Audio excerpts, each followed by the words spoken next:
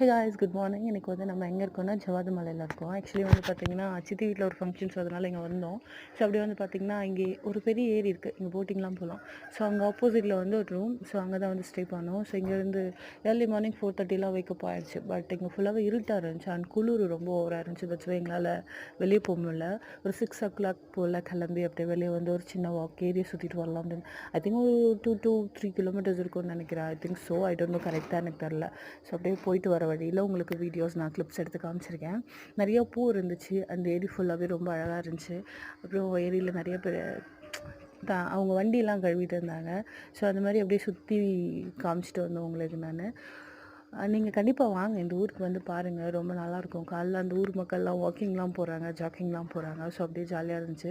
அங்கே வந்து உனிப்பூலாம் ரொம்ப அழகாக இருந்துச்சு. ஸோ தட்ஸ் போய் அங்கேருந்து பூவெல்லாம் பிரித்து என் தங்கச்சி காதெல்லாம் வச்சு விட்டேன். அப்படி போயாச்சு. அப்புறம் போகிற வழியில் ஒரு பாட்டி வந்து எங்ககிட்ட பேசினாங்க. அவங்களும் பேசிட்டு கிளம்பிட்டாங்க. அதுக்கப்புறமேட்டு அப்படியே திரும்பி வாக் கண்டினியூ பண்ணியாச்சு.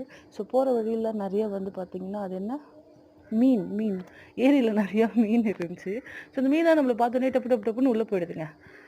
கொஞ்சம் மெதுவாக போகணும் போல் இது பக்கத்தில், எனக்கு கரெக்டாக தெரில. ஆனால் சூப்பராக இருந்துச்சு அது ஃபுல்லாகவே. அப்புறம் அப்படியே சுற்றி பார்த்துட்டு அப்படியே வந்துட்டோம். அப்புறம் இன்னொன்று, ஏர்லி மார்னிங் சன்ரைஸ் கண்டிப்பாக பாருங்கள், ரொம்ப அழகாக இருக்குது இந்த சைடு. பட் இந்த சைடு எங்கள் ஊர்லேருந்து பார்த்தா அந்த சைடில் தான் கிழக்கு மாதிரி இருக்குது. பட் இங்கே வந்து பார்த்தா சன்ரைஸ் இந்த சைடு ஆகுது, எனக்கு கரெக்டாக தெரில. பட் கண்டிப்பாக மிஸ் பண்ணாமல் பாருங்கள். நிறைய பூக்கள் பார்த்தோம், தொட்டாஞ்சினிங்க அந்த மாதிரிலாம் நிறைய விஷயங்கள் பார்த்தோம்.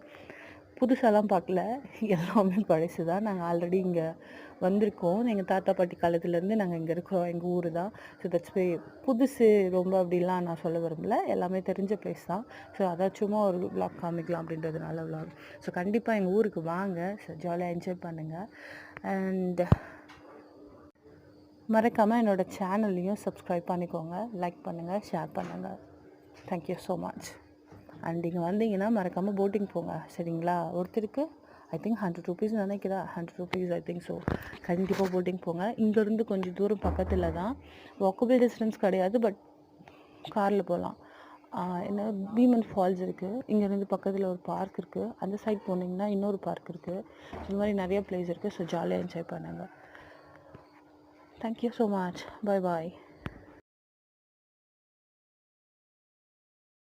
அப்புறம் இன்னொரு விஷயத்த சொல்ல மறந்துட்டேன். இங்கே வந்து பார்த்தோன்னா அப்சர்வேட்டர் இருக்குது, அந்த விண்வெளி ஆராய்ச்சி நிலையம் அப்படி சொல்கிறாங்கல்ல. ஸோ அது வந்து பார்த்திங்கன்னா இங்கேருந்து கொஞ்சம் தூரம் போகணும், ஒரு 15 to 20 கிலோமீட்டர்ஸ். அங்கே போனீங்கன்னா அப்சர்வேட்டர் இருக்குது, கண்டிப்பாக நீங்கள் போய் அதை பார்க்கலாம்.